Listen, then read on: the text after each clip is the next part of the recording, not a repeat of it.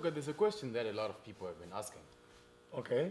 Um, when we put, or when someone else puts that 2,500 into this thing, and in the event, or let's say if things go sideways, am I going to get my money back? Well, it's a valid question. It has been asked a lot, you're right. But remember, PPE is a Canadian company. It's governed by the laws of this country. The first thing is when people put in money, the people who are paid first are creditors. In this situation, we don't owe anybody any money. We put our money towards everything that you see today. So the next group that's going to be paid are the investors. The third group are the owners, who is us. So in this situation, our investors comes on the top because we do not owe anybody. So that is the standing of the company. So when we see the signs that we are going the wrong direction, we're going to not wait for the end of the year, for the annual reports. We're going to just call an extraordinary meeting to discuss these issues. That's how we're going to handle it. Yes, so just so, guys, you're the first to get your money back because this company is not in debt. So the investors come first, and then the owners of the business come second, if or in the event that something goes bad. All right. Thank you, ladies and gentlemen, for being here. We are from the Diaspora Investments Group and the PD project for the mask. As Mr. Marumba Enoch was just telling us right now that this is an opportunity to jump into. So he also had some questions which he had, which were raised yesterday. And on top of the question which Enoch raised, and also on my behalf represent the community from where we come from, I know most people, ladies and gentlemen, out there are also asking questions, are also wondering about the project. They also raised issues in relation to the project management, viability, as well as the full cycle of the administration of the project. Some ladies and gentlemen from yesterday raised pertinent issues and questions which are very important. So without further ado, I'm just going to introduce my friend here, Greg Gopo, to ask Mr. Choga those questions from yesterday, and then you're going to ask him each and every question, and he's going to respond. Thank you, ladies and gentlemen. Thank you. Mr. Choga. Thank you. Great. And again, thank you very much for the warm introduction. I only met this man yesterday. So, Mr. Solomon Choga, why should everyone who's here invest in something that you have started? Because I'm here to speak on behalf of everyone. I am a person who makes people look good. But at this point, people are putting money into this investment. So why you? Why should I put my money in something that you have invested? Very important question. It's easy to start things. Everybody wants to start. But did you take it to completion? So I realize that you never make money alone. I've said that before. There are so many hours in a week, in a day, you can work alone. But in a group setting, for example, this community, the idea is we put our resources together. Remember, in one of my videos, I talk about being on the top of the food chain, being a capitalist. That's what I'm talking about. If you put all your money together, now the risk is shared. In everything we do, there is risk. The risk is shared. You share the ideas. You mold something together. So why invest in PD instead of your idea? With a proven record. With a proven record, like the previous speaker was saying, Enoch, we have worked this project through. I think the most driving force is not that I'm a good speaker. The most driving force is the people see what I've done. Hopefully I'll repeat it. I get what you mean. Sorry to cut you off there. I know you're talking about risks. You Yes. say you're a good speaker. You're a good speaker, right? You're selling already, which is a good thing. What type of risks are we talking about here, Solomon? Because there are many risks that other people here don't know about. Those are the type of risks we need to know. And Can you give us the risks and how you think we can counter those risks in this business?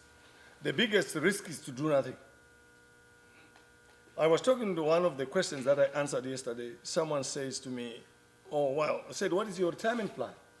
He said to me, okay, I'm going to just work here and go to Zimbabwe and die. And that's his plan. What if you don't die? What if you keep on living? Now you are living without money. So if we talk about the risks in this field, we measure this, we analyze our numbers. We try and see the projection of N95 masks. When the mask business came, there was the cloth. We knew it was not a mask. Everybody knew that, but nobody said that time. Now, even the scientists, the medical field, the doctors, they tell you that's what you need. That's another new market that has increased pressure on the existing market where we use this in the industry. So your risk is so minimum because we go by our analysis and we've done a year study on that. There's nothing called risk as minimum, Solomon. COVID is over. Why are you bringing us the mask idea when COVID is over? Aren't people mainly using masks for COVID? Or unless if you're saying these could be used in the industry, but how many industries do you know that already you've supplied these things to? So that's a good question again. Most people started talking about masks because of COVID, but not all masks are the same. So in this example, you see we've got 4 layers there. What it simply means is more filtration, more protection. So in industry, it was used. Most of you guys can go in a departmental store like Home Depot. You see that they sell you a package when you buy paint, there's a mask there's safety glasses, there's paint, and the mask is inside. There's a reason for it. When you get a package for the medical visits or the surgeons, it's a package. There's a reason for it. But right now, as we speak, you cannot go in and old people set up or some of these facilities, home care and all that stuff without a mask. It's now regulated. So that's putting pressure on the market. So this is where we measure these market trends and we understand it. When we started getting this machinery, we were not targeting at COVID at all. We were targeting at the industry. Right now, we have negotiations with big companies that will buy in bulk. Are you allowed to tell us any of the big companies? Or We cannot discuss those names as of now, Okay. but we have them. fair enough. I can see. Yeah, I just got a mask. Let's because I put this on yesterday. Yeah. Let's test this out. Can I take this off? Yeah. For a second. I'm gonna put this on, right? I just want to show the people what the products that you're making, the products that these people are gonna put their money into. Right? Yes. You can see here. You get you see what I mean? And that right. I'll take off my specs. And speaking of which, this whole thing of taking off my specs, that's another question I'm gonna ask you afterwards. This looks comfortable, but my question is this. I put on spectacles. A lot Yes. of people put on spectacles. I can see a lot of people. He's got spectacles here, right? I know a lot of masks that I wear that when I am speaking, right, I've got a lot of fog that's coming into my eyes. But as you can see here, guys, there's no fog coming into my specs or anything. I can put this on the whole day. You get what I'm saying? Comfortably at work. I can put this on with these specs and there's no fog or mist that's going to cloud my judgment or cloud the way I'm saying things. So I know I was negative when we started, but I'll give you this one. This is comfortable, Yes. and I'll put this on any day. Now, we're done with this because this is a good thing. Now we're getting into this. So how much are we talking about here, Solomon? Let's talk about numbers now. People need to know about numbers. How much are you seeking? How much do you want these shareholders to be giving you? How much are we supposed to invest, and what's the percentage that we're going to get from the money we're going to invest? So I go to what is the benefit? That's the actual question. It is not a question of money. It is the benefit that your money gives. Here's the benefit. I'm going to cut you off there. I know you're talking about the benefit that the money gives. That's sugarcoating people. People want to know how much they're putting in and what's the percentage they're getting from that. Before we get into a benefit, let's talk about the storm here, Mr. Choga. How much are we putting in? And when we put in this money, if I put in $1, is it 10%? If I put in $2, is it 3%? And when I give you 2.5 for maybe 2% of the business, how much am I getting in return? Is it depending on the profits that you make? Is it depending on the sales that you make? And if you're comfortable, if you're saying you're someone who wants to bring in people as a family to start this thing, how much are you going to be getting from this project? Well, as a company, we have put in 70%.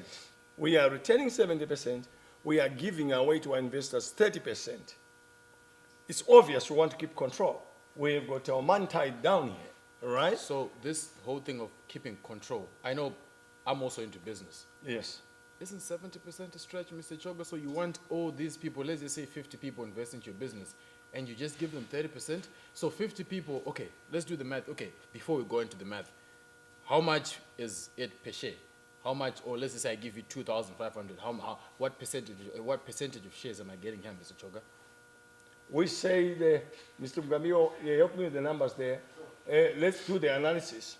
We say that we're going to give 2,500. How much does it give us? $22.50 a share. A share. As of today. And just to go back to Mr. Choga's question, just to help you out here, the rate of return, ROI, 6.6% compared to the bank rate, which is 1 to 3%. But that's the best when you sign up on the investment. Remember, the company is going to make money and make profit because we are in the business of making money. And every quarter or yearly, the board of directors will sit together and look at the costs that look at the profits that we have made and do dividends payout. So on top of your best ROI, which is 6.6%, that you're guaranteed when you bring in your money, you're going to be sitting on the profit table, sharing profits every year with your investment. Thank you. Does that answer the question? That answers the question. So now you're talking about the benefits. What are the benefits? Other than the financial benefits that Mr. Mugambio spoke about, what are the benefits can you First tell of us all, about? you're bringing in people as a family. We will be going global. My sole job is to make sure that we access more global markets. Right now, we are in discussion with governments of several countries in Southern Africa. We talked to the government of Tanzania. We talked to the government of Zimbabwe, mainly by default. Some of us come from there before we came here. So those are the ultimate benefits. Our benefit as a company is not here. It is working together in future. Because that is where we can maximize our profits. All right, let's just say, I heard you yesterday saying the whole 30% in total is about 450 grand. That's true, right? Yeah. You raise, okay, people buy shares. This thing crashes. Am I getting my money back? Or it's one of those deals where you put in your money, this thing crashed, I'm not getting my money back. Can you give me more information that can make me be confident enough to say, we're not just talking about whatever, yeah, the train is going, we're still going to go, even if, this is my money, Mr. Choga. How am I confident enough that if I give you my 2,500, I'm not going to lose it, but this thing is something that's going to be, is it a short-term thing? Is it a long-term thing? Because let's be honest, I know you're lucky, we all of us here, we're lucky that masks, this is a commodity that's needed. Even in a home, when I'm sweeping, I need a mask. When I'm working, I need a mask. But my question to you is this, because the people need to know, when the challenges come into play, let's just say one day someone comes here, they say they want to shut down anything. Am I getting anything from it? Or is just our money that's going to go under the bridge? And all of us know what happens when a company closes. Yeah, all the money goes to the people who started. So are we going to get back our money, or you guys are just going to keep the money? And please don't say that the money would have already gotten into the process. No, we want something that's really legit as an answer. Risk is always a question. How do you measure risk?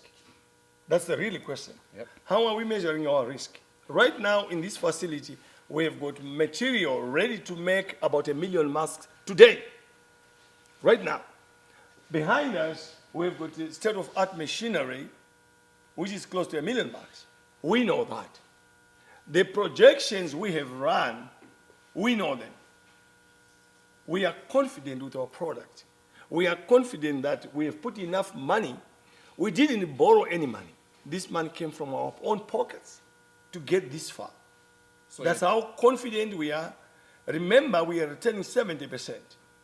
I'll be the biggest loser if I lose. So you're telling me that you put in your personal money into this thing? Of course, because we believe in it.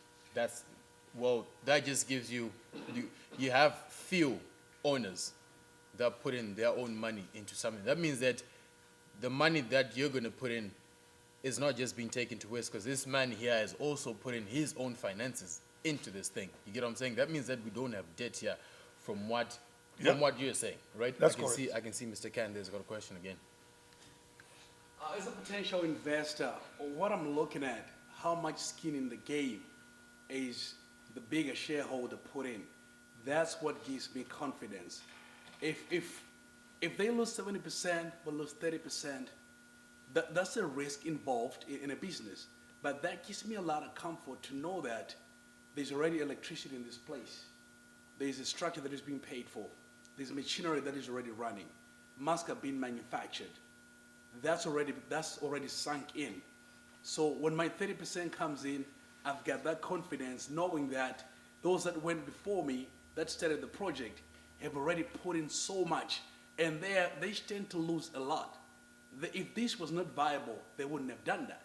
So that's where my confidence comes in as an investor, that I'm only coming and I'm taking less of the risk, only 30%. As an individual, I don't even know what percentage that would be, very tiny. But the benefits are much higher. If this thing takes off, let me take off with it as well. On that same point, Ken, are you a person who likes small benefits? Or because you're saying that I'm putting in less for more. Those were your exact words. So I'm going to ask you two guys a question, and be very careful of the way you guys are going to respond to this question, especially to you, Mr. Choga. This is Okay. what's going to test the legitimacy of this business. Okay? Are you in this for these shareholders to think that they will make money in the long run, or for these shareholders to think that they can make a career out of this? Because Ken brought up a very interesting that's a contribution in favor of you. You get what I'm saying? Yes. But are we in this to make this a career for the next generation, or we're just doing this for your own personal good? So when we start scaling up to the magnitude that we talked about, I was running numbers this morning when I called my colleague in Tanzania. Population of Tanzania is 49 million, correct? 48 million. So you can imagine 48 million in one country. I was talking to another group which supplies Southern Africa. I was talking to another group in Zimbabwe. We are talking about generational wealth here. When these things take off, we are not going to go to a default structure to say, oh, when I retire, I'm going to go to Zimbabwe and die. So Really? have you had any sales yet? Because okay, first question: have you had any sales yet? This is a yes or a no. Not yet the bulk sales we are talking about, because we are waiting for a final certification, which is 80%. So Ken, that's the same question that I've got. There are no sales yet. Why do you believe in this so much? Is this because Mr. Choga is your friend?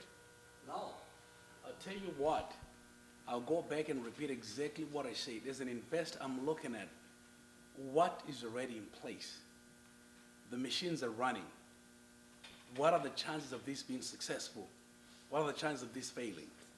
If they were going to invest 70% into this business and they knew it was going to fail, they wouldn't have done that. And I'm also taking a look at the track record of the individuals that are involved. They have a success story. I've seen what they've done before. So that's where my excitement is. That's where my confidence is. Carry a great name, people will follow you. These gentlemen are legit, and I'm excited about it. And just knowing that as the company grows, my investment also grows within. I'm not just going to be limited to 2,500 as a basic minimum. But I'm looking that as the companies is lifting, as they get everything gets lifted up, we also get lifted as individuals in the community. And I would encourage everybody to be part of this. Whether you're setting at 2,500 and keep it there, or you want to do more, but it's important that do not be left behind, because this is a story of people that I've seen doing things. I mean, as a business owner, I've seen Mr. Choga. It's a man I've had conversation with so many times. I've heard so many success stories that if I begin to talk about it, he might ask me, where did you hear that? But that's where my comfort is, and being able to see. This conversation could have been very different if there was no machinery, but we can actually see it, feel it, touch it, and witness. Especially a lot of us may be doubting Thomases, but to be able to see it, it's something great. So that's where my confidence is. You closed me. You've convinced me. But we're still going, Mr. Choga. Oh, yeah. I'm pretty sure we can see here there's a younger generation. Can you show the world the younger generation, Chris? Are you guys excited to be here? Yeah. Are you guys learning a lot from here? A lot. Now, the question comes to you, Mr. Choga. I'm also part of the younger generation. Yes. Do you have something in place for us? I want to invest, but I don't have money. What's the next step? The bare fact that we still have the younger generation with them, first of all, we have to mentor those people. The fact of the matter is some people will take over after us. This is not going to be closing. We have put in place systems, and all this is written in lawyers and all that stuff. We have put this on our wheels, which I expect each individual to do. So it is important for the younger generation to understand what we are doing. Something happens, some of us happen to be coming from Zimbabwe, Tanzania, wherever in the world, but you have to train your kids to understand what a father has created. You have to train your kids to understand. I go back to the syllabus I talk about. The syllabus is designed for you to be a worker. Now we are reinventing it so that you become an owner. These kids today will remember this day. My father used to take me to these seminars. I saw this other guy. I can't even remember his name, but that is exactly the purpose. So the younger generation, even if they have minimum shares, will consider bringing them in. I talk about the optional share. Let's say a young man gets a job today. He wants to be part of this. He says, Mr. Choga, with $1,000 only. I don't have more. We're going to mentor. There is a big potential. There is a huge potential. Can you imagine some kids doing a holiday job and they say, I have $500 only. We have to take them on. That is going to take us to the next stage. By the time that kid goes to university, he's going to be saying, I'm taking that office over. I know what I'm doing more than you do. Then that's the goal. That's exactly what I want. And to add to Mr. Solomon's comments here, so the kids are the future of our country, and we strongly feel that we do have a future for these kids. Now, some of the programs that long-term programs that we're lining up is we're going to be partnering with our kids in terms of mentorship programs. We're gonna be looking for opportunities to partner with colleges and identify certain talents that will come here on internship, working during holidays, and who want to learn. For example, an operator here, you must have gone through, say, a year of training, right? And so we will partner with the local communities and identify talent that will want to work with us so that we'll empower them. We're going to also allocate a certain amount of money to support local programs that has to do with the youth and children. So we really look forward to some of those initiatives down the line as we establish. This is the most interesting question, though. I like it. It motivates me like, oh, okay, that's, if you think about it, I always bring everything back to the farm. Unfortunately, that's where I came from. So at the farm level, everybody works. That's how we grew up. The smallest kid, who is 3 years, is looking to make sure that the kid who is 1 year is safe. The mother is busy working, but the other kid is looking over the other kid that nothing happens there. So in this situation, at the farm level, all the kids know how to farm. By default, people who come from farming communities, they just learned farming by default. If your father, I'm a father of all these kids here, is in manufacturing, the kid must not be surprised by a manufacturing machine. My father owns one. That's my father's toy. Even if he's sweeping here, he comes in industry, we told him we're going to be sweeping. One day, the operator doesn't show up. Can I show you something? The kids are learning computers so fast, you find, oh my God, what a dynamic. So when he goes to college, when he's about to pick a career, he understands what he's talking about. When I talk about automotion, these kids these days, they would Google automotion. What is it? I've seen an automotive right now. If we ask next time when Chris Jams comes back, we're going to ask them. They're going to tell their friends in school. What we expect is to have a bunch of kids one time to come and demonstrate to the kids, make sure their space is safe. You will be surprised what comes out of that. One of the kids, my cousin's daughter, went and did engineering. Then I said, why did you choose that? He said, because of you. First of all, I had the kind of shock like, wow. Some people are looking and they are deciding their future with what I'm modeling. So I should model the same way. I bet you that's how we model the next future, the next generation. I don't know whether I answered, it's a bit too much. That got answered very well. And again, guys, honestly speaking, as you can see here, these men do care about the community. Most business introductions that I've heard just talk about money, but these men also want to give out to the community through our kids. A great example of what these men are doing is, I can give an example. In a race, they say, take your mark, get ready. And then they say, go. That take your mark, people go on their knees. These men are going on their knees. They are the ones that are doing all the rough work. And us, the investors, we are getting ready. And guess what? Our kids are the ones who are just going to go and take this thing to another level. Thank you. Thank you very much.